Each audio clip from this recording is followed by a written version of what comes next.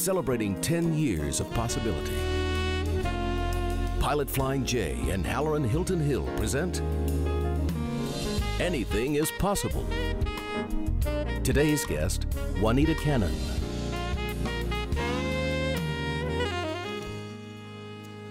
Teachers are people who sow the seeds of possibility in young people, and it is my dear pleasure today to welcome to the broadcast Ms. Cannon. That's That's everybody knows you as Ms. Cannon.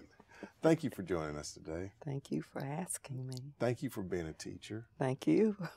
Thank you What an for honor. being a teacher that administered hugs so generously. Yes. You were a hugging. You still I are. still am. Yeah. You were principal, educator for 40 years, administrator. And I sincerely say thank you.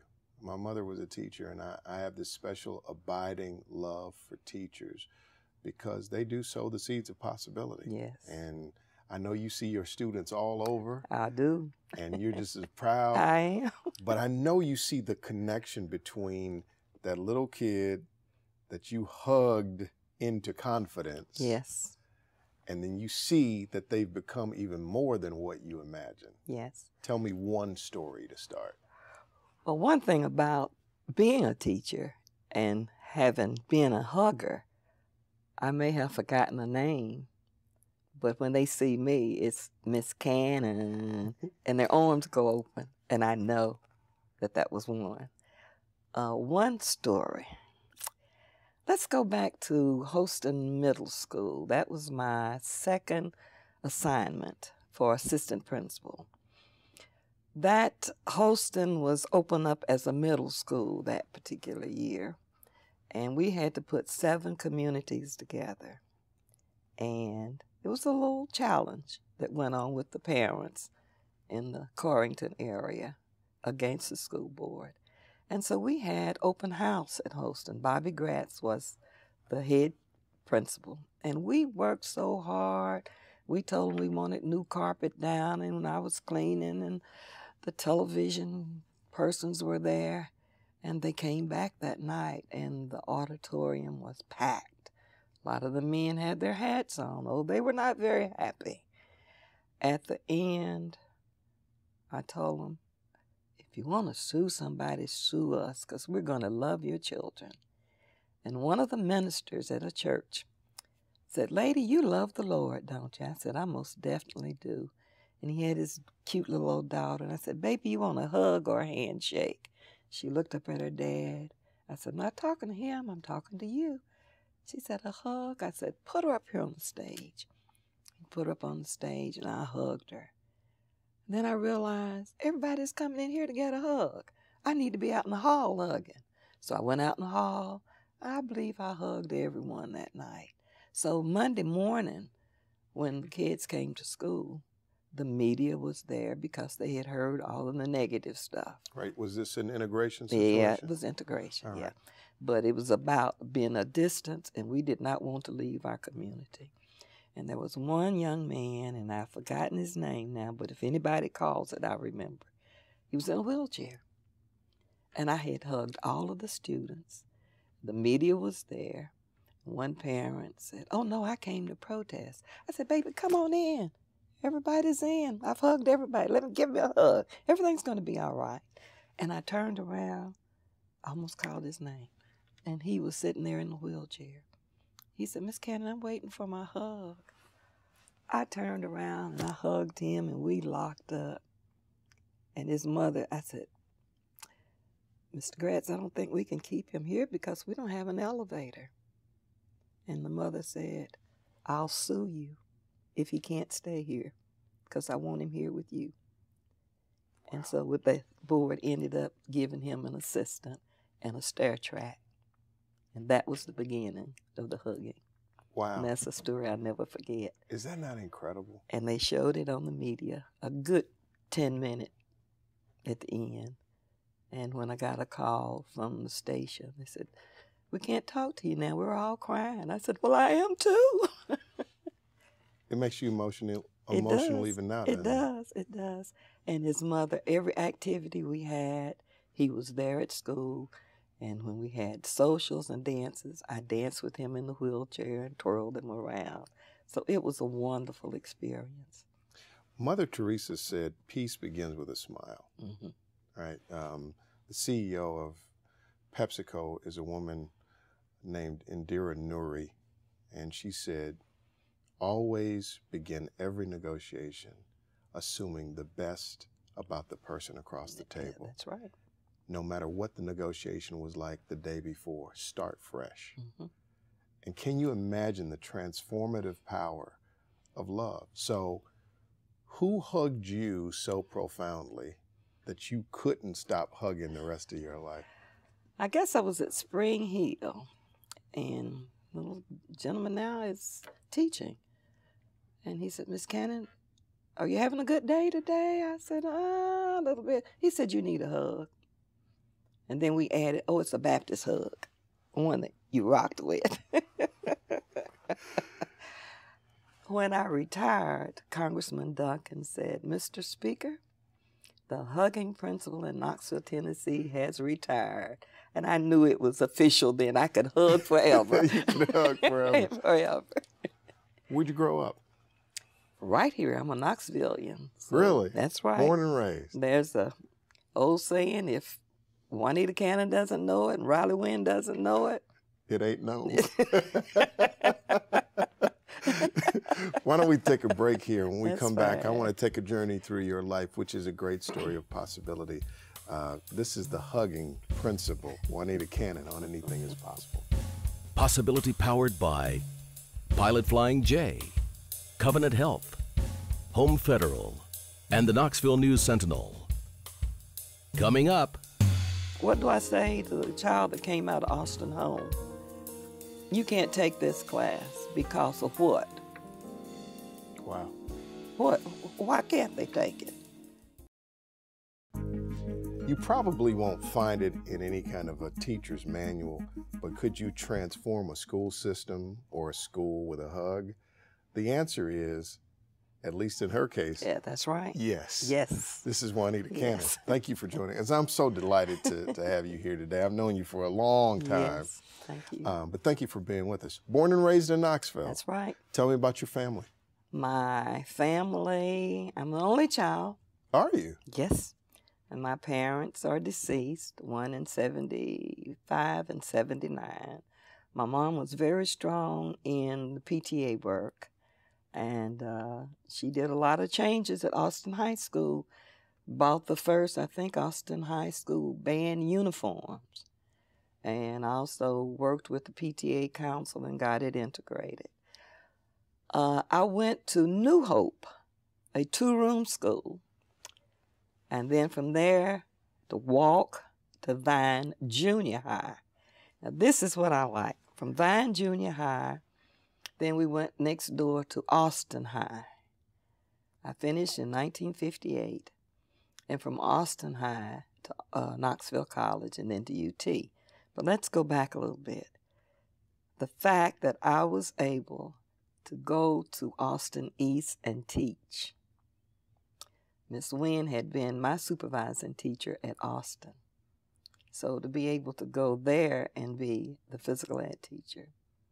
Then my first assistant principal assignment was at the Old Vine. And from the Old Vine, I went to Spring Hill as assistant, Holston Middle as an assistant. And then my first principalship was at the new Vine Middle Magnet School, Performing Arts. So you were right there in your Right community. there, right there. So one or both of the former mayors asked me to serve on the KCDC board. Well, I was the first African-American female to chair the board twice. To go back then to the Old Vine School, we purchased that, tore one section of it out, and made it a family investment center. So that whole block has my name on it, whether it's known or not. That's your block. And then we go down on the waterfront.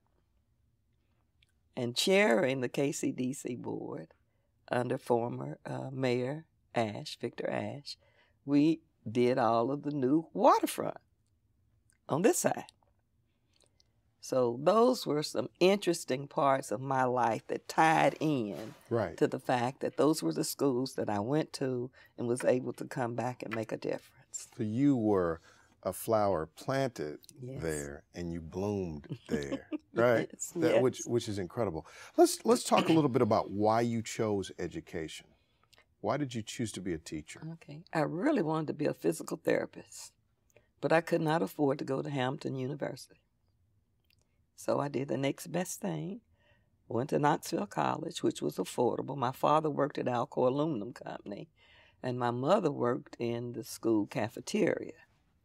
So I went to Knoxville College and majored in physical ed, recreation, biology, and became a physical ed teacher. Now, did you have any aspirations of being a principal? Oh, yes. Really? Yes. So you decided, I want to be a Oh, principal. yes. If there was anywhere for me to go, I were wanted to gonna go. go. Yeah. So what was it Yes. like when you first became a principal?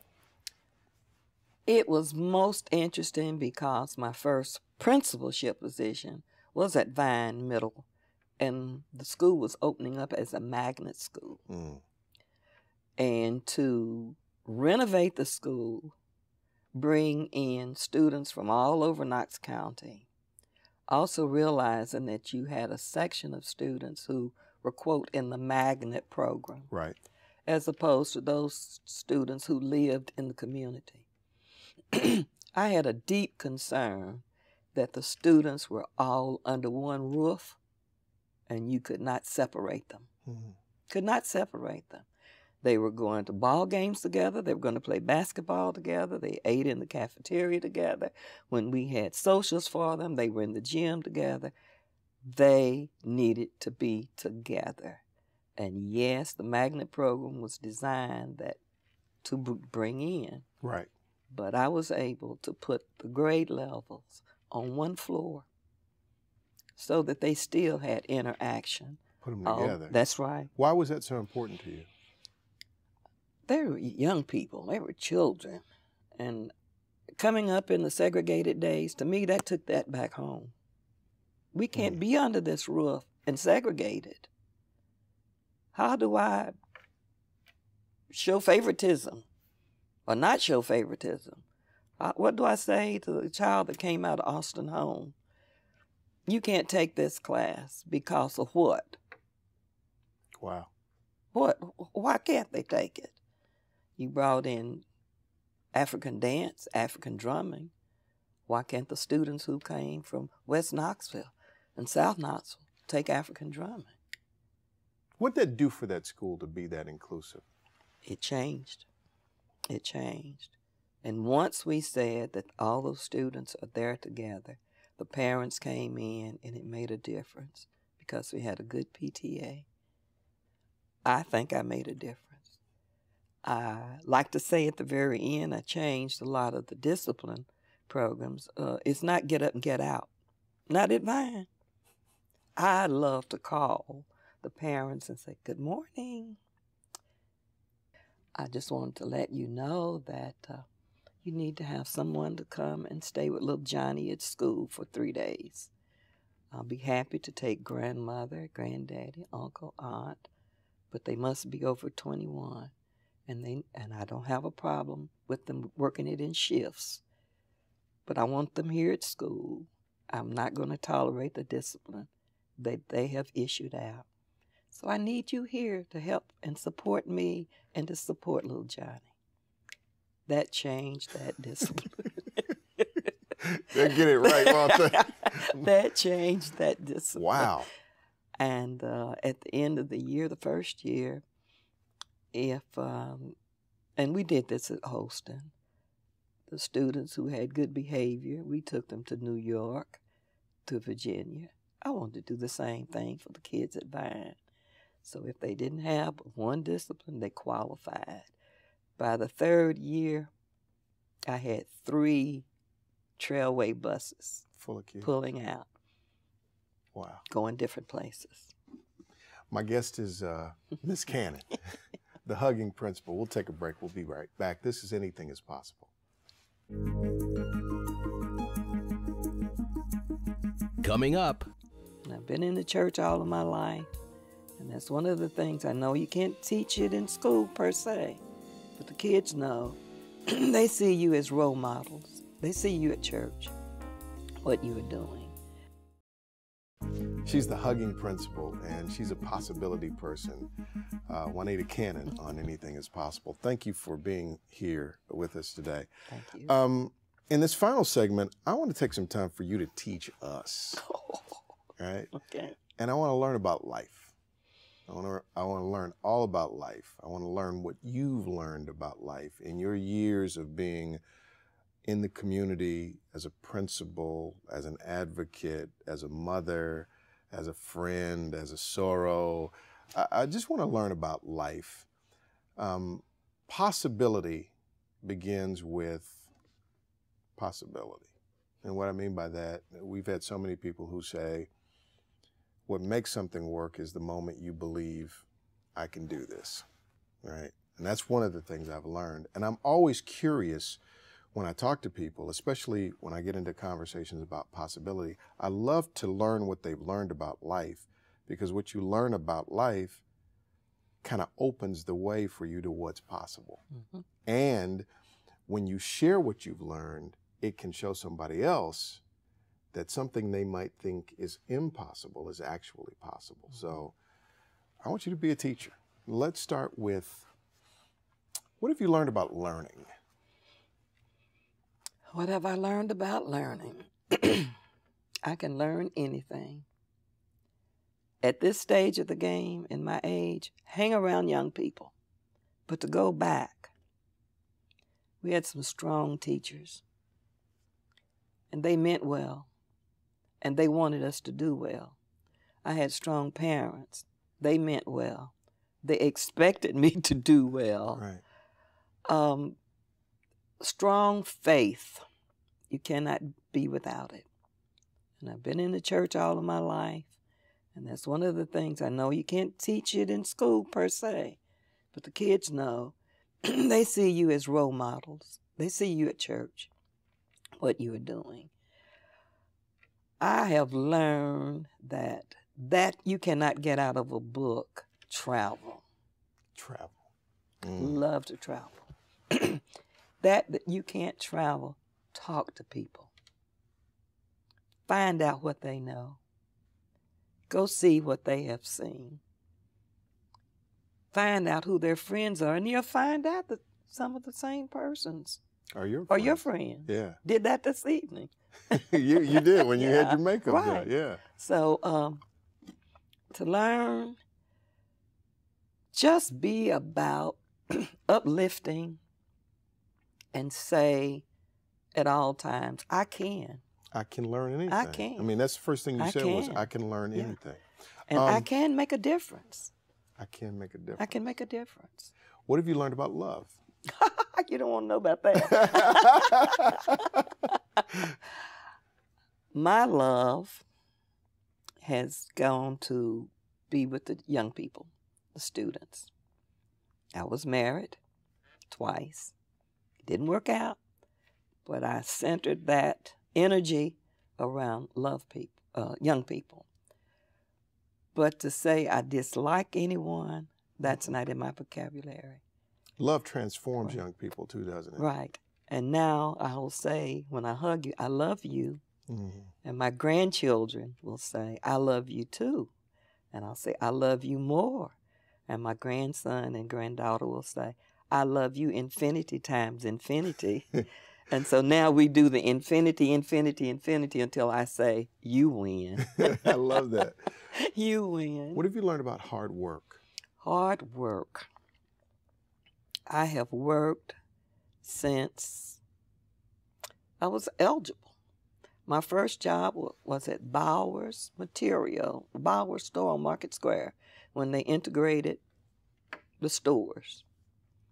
And so I rolled off material and measured it. I worked in the lingerie department. I worked wherever they told me to work. How old were you? 15. Really? 16. Yeah. And then I babysat. And I made $4 all day on Saturday. And one of those young ladies right now is a member of our church, married to a prominent attorney in town. I kept them on Saturday. And then when I went to and then I taught swimming and was a lifeguard at Carltown Park. Wow. When I was at Knoxville College. One year I went away, and that was a learning experience to Connecticut, Hartford, Connecticut. That was a program that Knoxville College had where the young men went on the railroad and the young ladies became nannies, maybe, that's what you call them, in homes. But $35 a week. I spent $5, sent $30 home. That's how I paid my way to Knoxville College. Wow. So as soon as I finished my comps at Knoxville College, I had a job waiting for me at Byrd High School in Clarksville, Tennessee. So I've been working. I don't know anything different than to work. What have you learned about God? Oh, strong spiritual being. I love him. I love to talk about him.